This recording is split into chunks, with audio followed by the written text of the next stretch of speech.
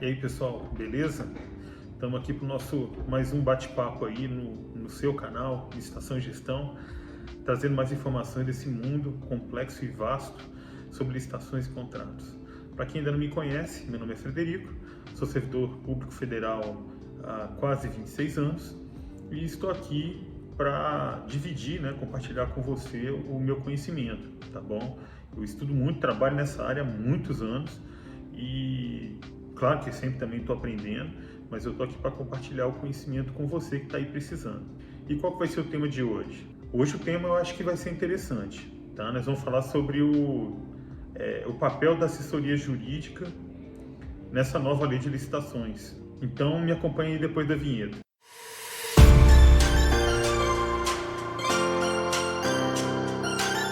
Bom, gente, nós vamos falar aqui desse apoio, desse trabalho desempenhado pela assessoria jurídica, que já existia, já era indicado na legislação antiga, e nessa legislação nova, a Lei 14.133 de 2021, aumentou, ele deu uma ênfase maior no papel da assessoria jurídica. Bom, na legislação antiga, na Lei 8.666 de 93, esse papel quase não aparecia ali na lei, no texto da lei quase não eram citados quais eram o trabalho, qual era o papel da assessoria jurídica nesse âmbito de licitações e contratações públicas. Ele se apegava somente em um artigo, que era o 38, que ele falava que a assessoria jurídica tinha por obrigação analisar o quê? O edital, o contrato, convênios e outros instrumentos de natureza similar. Basicamente isso, tá? Não estou me pegando a letra fria da lei, tá, gente? Isso aqui é um bate-papo. Não vou ficar entrando em detalhezinho. Se for para ler a lei aqui, fica muito chato, né? Mas é basicamente isso que tinha lá. Já na nova lei, o leque de responsabilidades e tudo, de regrinhas relacionadas ao órgão de assessoramento jurídico, aumentou bastante.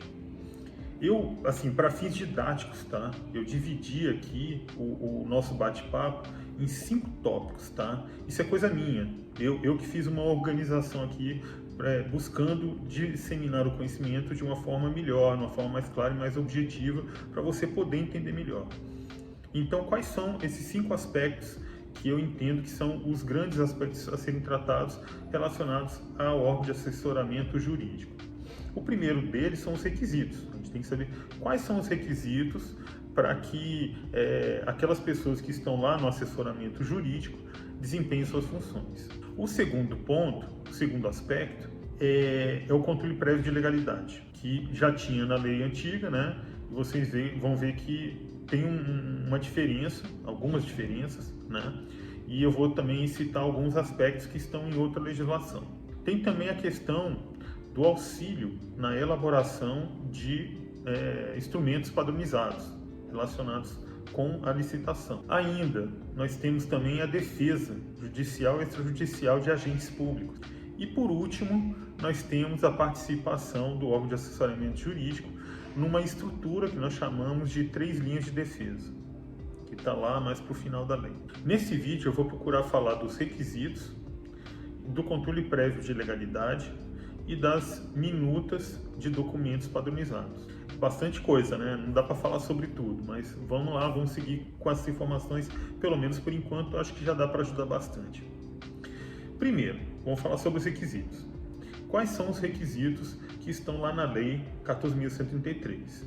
Se você abrir lá no artigo 7º, você vai ver que lá estão os requisitos. O artigo 7º e o 8º tratam disso, tá bom?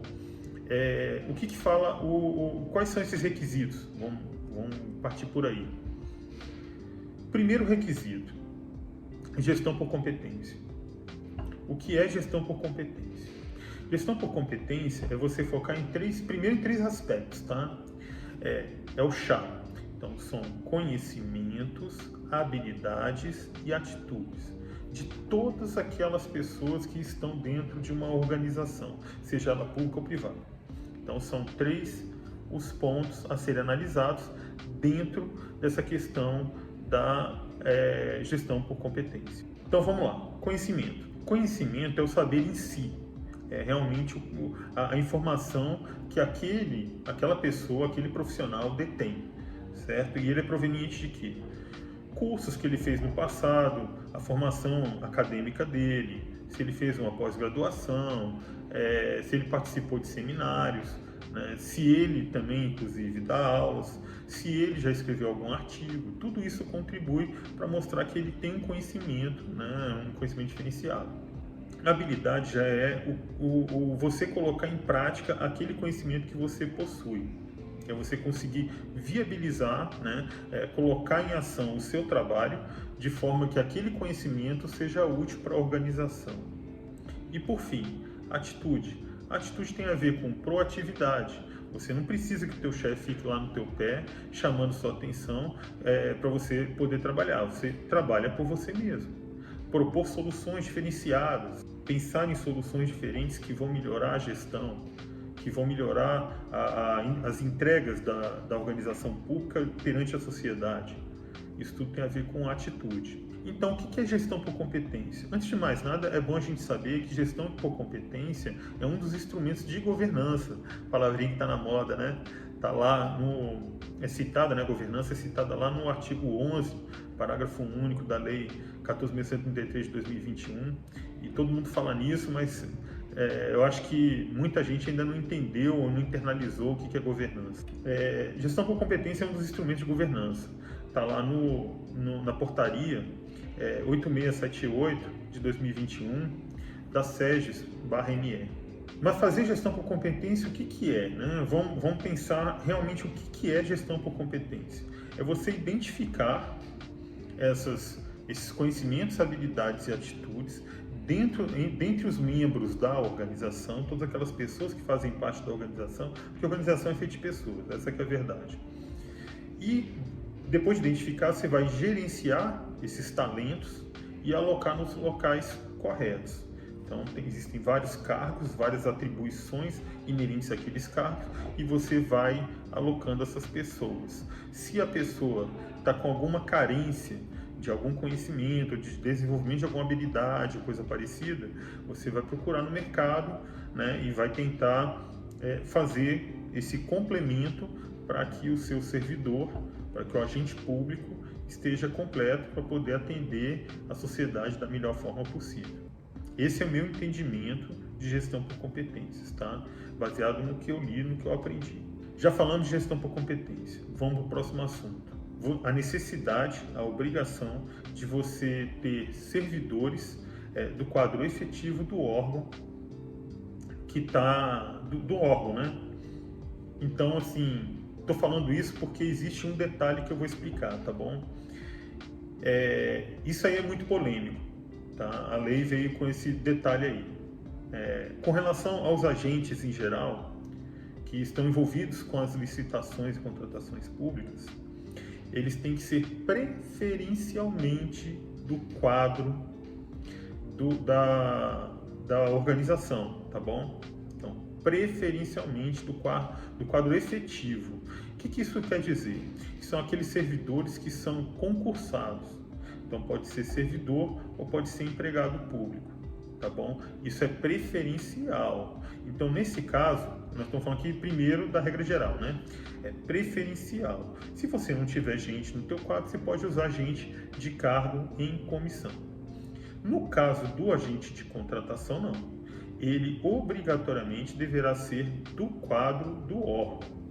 Agora, veja o detalhe, tá? A redação está diferente. Essa questão ele não é um detalhe que, assim, não é uma questão que foi discutida só agora. Ele já estava presente lá na 10.520, que é a lei do pregão. Lá já falava, né, preferencialmente, servidor do quadro, só que ele falava que era do órgão promotor da licitação, tá?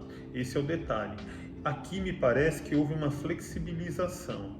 Então, se eu pegar um servidor de outro órgão e trouxer para dentro do meu órgão, o que nós chamamos aqui, grosso modo, de requisitado, então, esse servidor pode sim trabalhar e ele atende a questão do quadro efetivo, tá? Porque ele é da administração pública, mesmo porque existem alguns julgados, inclusive lá do STJ, que dizem que a administração pública ela é una, sendo descentralizadas as suas funções para melhor atender o bem comum, tá bom? Então, seguindo mais ou menos esse entendimento, eu acredito, tá? Não tenho certeza. Se você tem alguma informação diferenciada, por favor, compartilha com a gente. Eu também quero enriquecer meu conhecimento, tá? Estamos aqui sempre aprendendo. E então eu penso que nesse sentido é que eles trouxeram essa regrinha aí, tá? Então tem essa flexibilização maior na nova lei de licitações e contratos. Próximo tópico é a regrinha da prevenção ao conflito de interesses. Sim, é conflito de interesses, gente, não é nepotismo, tá bom? Vamos ficar atento para esse detalhe aí. Então tem uma regrinha lá que fala que o agente envolvido com licitações e contratações públicas, ele não pode ter vínculo. Aí eu estou falando tá? Porque aquele texto que está lá no artigo 7º, ele é sofrível, artigo 7º, inciso 3º. Eu odeio aquele texto, tá? Mas vamos lá, eu acho que foi muito infeliz a construção daquele texto ali. Mas o que ele quis dizer? Que o agente público, que está envolvido com licitações e contratações públicas, ele não pode ter vínculo nem de afinidade e nem de consanguinidade. O que é isso? Vamos lá. Eu tenho uma cônjuge. A minha cônjuge tem uma relação de afinidade comigo. Eu tenho um filho com ela. Então, esse filho, ele tem uma relação de consanguinidade comigo. Meu pai tem uma relação de consanguinidade comigo, tá bom? Então, tanto consanguinidade quanto afinidade, tanto em linha reta quanto colateral. Agora vamos explicar o que é isso, tá? Linha reta, então, estou eu aqui, acima de mim está meu pai, acima do meu pai está o meu avô, depois vem meu bisavô, então essa é linha reta, né? Colateral, eu subi no meu pai, aí tem o meu avô, aí tem o meu tio, né, que é irmão do meu pai, estão ligados pelo meu avô, isso aí é o colateral, tá? Então, até o 3º grau, então eu subo no meu pai, é o 1º grau, vou até o meu avô, 2º grau, vou no meu tio, 3º grau, é assim que funciona, tá? E lá na frente, ele ainda fala que você não pode ter nenhum tipo de vínculo com as empresas que vão, os contratantes habituais, aquelas empresas que estão participando da licitação, você não pode ter qualquer tipo de vínculo trabalhista, civil, econômico, financeiro, tal. Faltou falar assim, você não pode ter qualquer vínculo, era mais fácil, né? Mas enfim, eles colocaram lá, foram enumerando, né?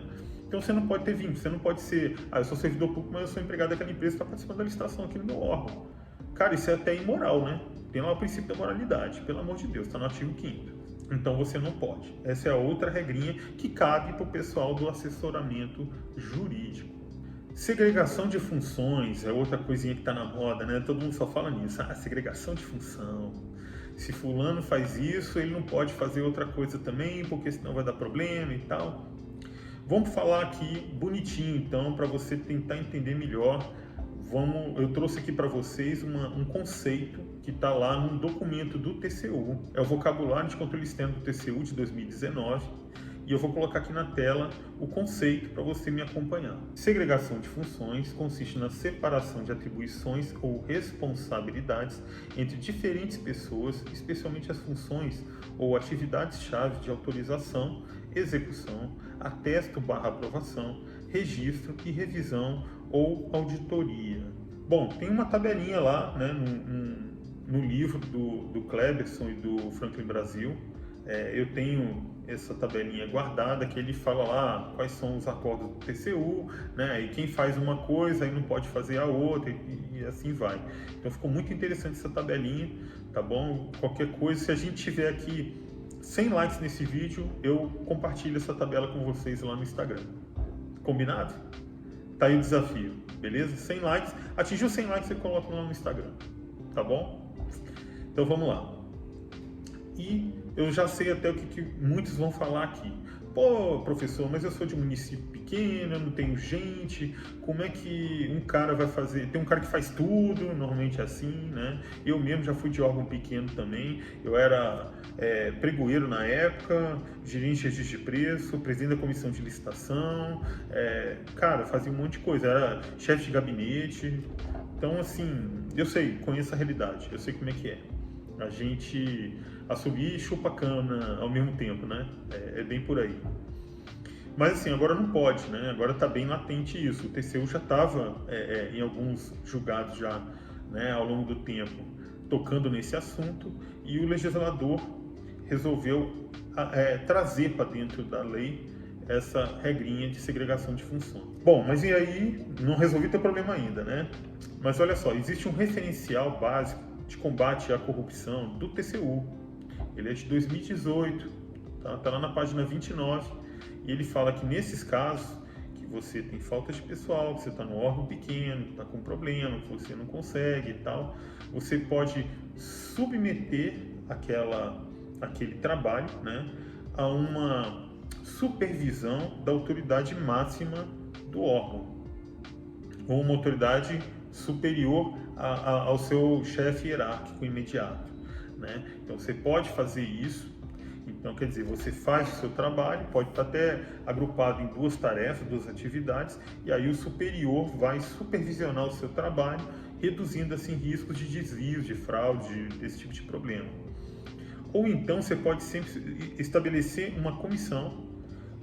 Normalmente a gente estabelece uma comissão de pelo menos 3 membros, e essa comissão chancela o trabalho, né? Supervisiona e chancela ou não o trabalho que foi desenvolvido, que foi executado. É a outra forma da gente resolver esse problema quando a gente está com órgãos de menor estatura. Superada essa questão, agora nós vamos tratar do controle prévio de legalidade. Para começo de conversa, nós estamos falando de legalidade. Então, a análise jurídica se presta a uma análise de legalidade. E por que ele é prévio? Porque ele é antes da gente abrir a licitação, da gente publicar o edital e inaugurar a fase externa da licitação. O órgão de assessoramento jurídico, ele vai analisar ali toda a documentação que está no processo, né, de uma forma sistêmica. Essa é uma mudança, né? Porque o que estava na lei antiga era que ele ia analisar o edital, o contrato e tal. Agora não, ele fala assim, ele vai analisar a contratação. Pode ser uma coisa sutil, mas ele traz um aspecto mais sistêmico. Ele é bem diferente do que a gente analisava, né, de como a gente pensava antes. É certo que alguns órgãos já estavam evoluídos a ponto de analisar de forma sistêmica o processo de contratação como um todo, né? Analisando desde o documento de oficialização da demanda, o ETP, o termo de referência, a pesquisa de preço e tal, o mapa de risco, que ele é materializado a partir do trabalho de gerenciamento de risco, e por aí vai, a minuta do edital e tudo, né? Agora não, agora esse trabalho agora, ele é obrigatório sob a égide da nova lei. Ele está lá no artigo 53, confere lá que ele é muito importante. Mas seguindo aqui, o que eu queria dizer para vocês é um outro detalhe muito importante, tá? Isso aí eu achei fantástico, é que o legislador colocou que a linguagem adotada tem que ser clara e objetiva. Por quê, gente? Isso é muito importante, porque há uma tendência de se trabalhar dessa forma. Porque, vamos combinar, não vou também aqui falar assim, só o advogado que tem isso e tal. Claro que o engenheiro também tem o seu jargão próprio da sua profissão, né? O arquiteto, tudo, e outras profissões também, né? O médico, ele fala algumas palavras que você não sabe nem o que é, né? Então, só que a gente está aqui num processo de comunicação, e a gente tem que zelar também pela eficiência administrativa, que está lá também no artigo 5º, é um princípio. Então, se eu quero ser eficiente, a comunicação tem que ser eficiente também. Então, e se eu quero me fazer entender, eu tenho que ser claro e objetivo, para que o próximo, a pessoa que está recebendo a minha informação, com quem eu quero me comunicar, entenda perfeitamente e não haja dúvidas quanto ao que eu estou escrevendo e propondo, né, e me manifestando. Então, isso é muito importante, tá bom? E existe já 2 conceitos aí no mundo, nesse mundo aí, que já está em moda, e eu trouxe aqui para vocês, para a gente poder compartilhar. O primeiro é o Legal Design. É uma forma de você pensar como é que você vai trabalhar esses aspectos jurídicos, essas informações jurídicas, de forma que fique mais claro para a pessoa que está recebendo a informação, utilizando inclusive tabelas, esquemas, gráficos, para ficar mais fácil o entendimento. É muito importante isso, tá? Eu sou professor de EAD, eu faço trabalho em EAD, sou conteudista, e seria muito interessante que a gente focasse numa linguagem dialógica, uma linguagem que eu estou preocupado em conversar com você, apesar do meu texto estar preso ali no papel. É como se eu praticamente estivesse ali presente. Seria muito interessante a gente evoluir nesse sentido. O outro conceito que eu estou trazendo aqui é o visual law. É também parecido com isso, né? E usa técnicas para poder facilitar a comunicação e fugir um pouco do juridiquês, né? Eu peguei essas informações, aprendi um pouquinho disso nesse livro aqui, ó, tá? Esse livro aqui é do Renato Kader, né? E da Teresa Vilac. O Renato Kader é um amigo querido, né? E tá aqui o livro, se vocês se interessarem, tá? Fala na verdade de sustentabilidade. E eu acho que vale a pena dar uma conferida, tá bom? Qualquer coisa eu coloco o link aqui da Amazon para você poder acessar lá e adquirir o seu exemplar. O parecer jurídico, ele tem natureza opinativa, então ele exprime uma opinião do órgão de assessoramento jurídico. Ele é obrigatório, porque ele está lá na lei, ele tem que passar por lá, tem que passar pelo órgão de assessoramento jurídico. Então ele é obrigatório, tá bom? E ele é não vinculante. Por quê? Porque existem aspectos que são relacionados com a conveniência e oportunidade do agente público que está lá na frente, que vai trabalhar a parte de contratações, né? A autoridade competente, pregoeiro, a área demandante, enfim. Então tem aspectos que estão relacionados com a conveniência e oportunidade. E tem aspectos, inclusive, técnicos. Se o órgão de assessoramento jurídico invadir alguma área dessa, ou tiver algum problema, algum aspecto que a autoridade competente não concorde, né, o ordenador de despesa, ele pode justificar nos autos e seguir o teu caminho. Lembrando que ele pode ser responsabilizado lá na frente, e isso é um agravante, porque o órgão de assessoramento jurídico fazendo um alerta e ele não seguindo, mesmo que ele justifique, se lá na frente der algum problema, a responsabilidade é dele. O órgão de assessoramento jurídico não tem nada com isso, tá? E lá na frente nós vamos ver ainda um detalhe com relação à representação judicial e extrajudicial. Nesse sentido, apesar de muitos órgãos, como o meu, por exemplo, não estar vinculado, não ter obrigação de observância às normas, às orientações da AGU, pareceres e tudo, eles são muito importantes no sentido de orientar a atuação dos órgãos de assessoramento jurídico. Eu que trabalho em um órgão não CISG, eu tenho que observar, seria interessante que o meu órgão de assessoramento jurídico, na verdade, ele segue, né? E eu acho que isso é bacana, que são boas práticas, o BPC, né? O que é o BPC? É um conjunto de regrinhas, né? De boas práticas que é interessante seguir. Um deles, que é muito importante, é o número 7. O número 7 diz o seguinte, tá? Em apertada síntese e só visando explicar, depois vocês leem lá com calma, dá para vocês acharem fácil. O BPC número 7 diz que o órgão jurídico ele tem que se abster de entrar em questões técnicas ou que entre numa dimensão de conveniência e oportunidade. Porque aí entra a discricionariedade do gestor público. Então ele tem que evitar entrar nessa seara. Se ele se sentir necessidade de entrar, ele tem que justificar e ele tem que deixar muito claro que aquilo ali é meramente opinativo e que o gestor tem liberdade para decidir conforme a sua oportunidade e conveniência. Lembrando também que o assessor jurídico ele pode ser responsabilizado, tá, gente? Eu trouxe aqui um acordo, tá?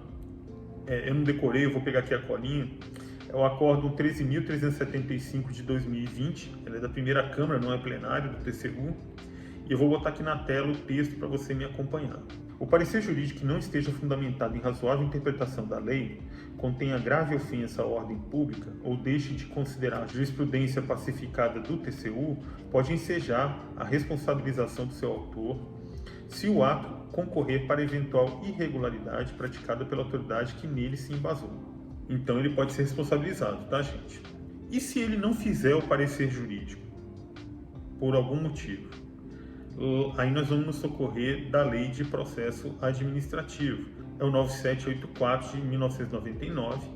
Lá no artigo 42, parágrafos 1º e 2º, diz que se ele se omitir, que a autoridade superior, ele pode puxar o processo para ele e prosseguir com a contratação, só que aí vai ter que ser apurada a responsabilidade do parecerista, por que ele não fez isso. Mas, nesse mesmo artigo, ainda traz a regrinha do prazo que o parecerista tem para entregar o seu parecer jurídico, que são 15 dias. Se ele fala 15 dias é porque são corridos, se ele não falou nada, tá bom? No silêncio ele não fala se são corridos ou se são úteis, a regrinha é que eles são corridos, beleza?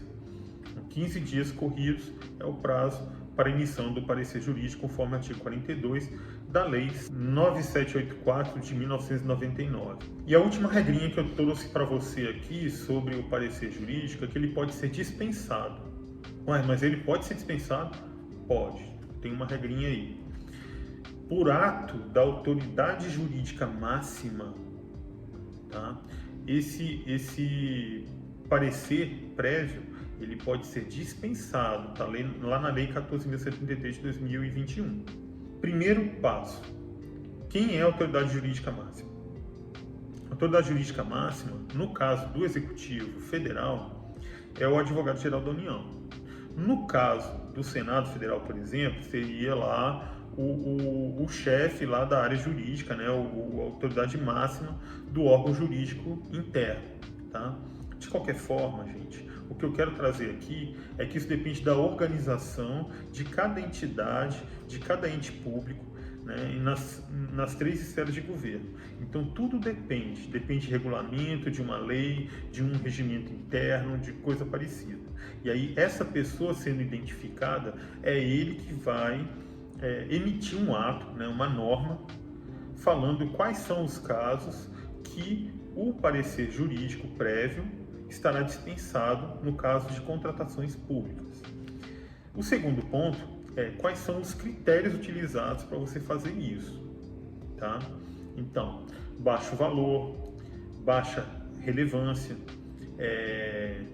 que mais? Com baixa complexidade, entrega imediata. O que é entrega imediata? São aquelas entregas de bens que ocorrem até 30 dias. Passado disso já não é entrega imediata, tá? Isso já tinha na legislação anterior, foi mantida na nova legislação. E que mais? E quando você tem minutas padronizadas? Aproveitando esse gancho, já vou falar rapidamente de minutas padronizadas, que esse assunto não é tão extenso assim, pelo menos dentro das informações que eu trouxe aqui para você. Como é que funciona essa questão das minutas padronizadas? Quem estabelece isso é a autoridade que tem poder de regulamentação dentro do seu órgão, do seu ente, da entidade que você está trabalhando. Então, essa pessoa é que vai emitir um regulamento. E essas minutas padronizadas serão estabelecidas com base com ajuda, com apoio desse órgão de assessoramento jurídico, que está lá no órgão, ente ou entidade, e do controle interno, tá, gente? Não pode esquecer desse detalhe. Então, o órgão de controle interno também pode participar da construção dessas minutas padronizadas de ETP, edital, termo de referência e por aí vai, tá? Minuta de contrato, então tudo isso. Não nos esqueçamos que a AGU já tem trabalhado nesse sentido e já está disponibilizando na internet as suas minutas. Muitos aqui já devem estar sabendo disso, né? Já estão careca de saber disso, e eles sempre estão atualizando, aprimorando esses instrumentos, e eles estão lá disponíveis para quem quiser utilizar. Então o trabalho fica muito mais fácil assim. Eu vou colocar o link aqui na descrição desse vídeo para você poder acessar lá essas minutas. E só lembrando também que mesmo os outros entes públicos, né, da federação, os outros entes federados, estados, Distrito Federal, municípios, eles podem sim utilizar essas minutas padronizadas da AGU, né, do Executivo Federal, se assim elas acharem interessante. Tá? Então isso facilita demais o trabalho, você não tem que parar para ficar pensando, a não ser que você tenha uma realidade muito peculiar, muito diferente, ou você queira conferir um aspecto mais personalístico, né, de acordo com a tua realidade. né, ali para certos documentos que compõem o processo de contratação pública. Tá bom, gente? Esse era o recado que eu tinha para dar hoje. Eu espero que vocês tenham gostado, tá bom? Eu espero que vocês me apoiem aí, tá bom, gente? Eu tô aí nessa caminhada, tô sozinho, não tenho equipe, tá? Eu sou equipe. E eu tô aqui batalhando para realmente compartilhar o meu conhecimento com você. Estou aqui dividindo com vocês aqui. Eu também tenho problemas dentro da administração pública, vivo licitações, vivo contratações e estou aqui para realmente dividir o meu conhecimento, tá bom? E espero que eu esteja realmente ajudando vocês, beleza? Forte abraço para vocês, fique com Deus, até a próxima.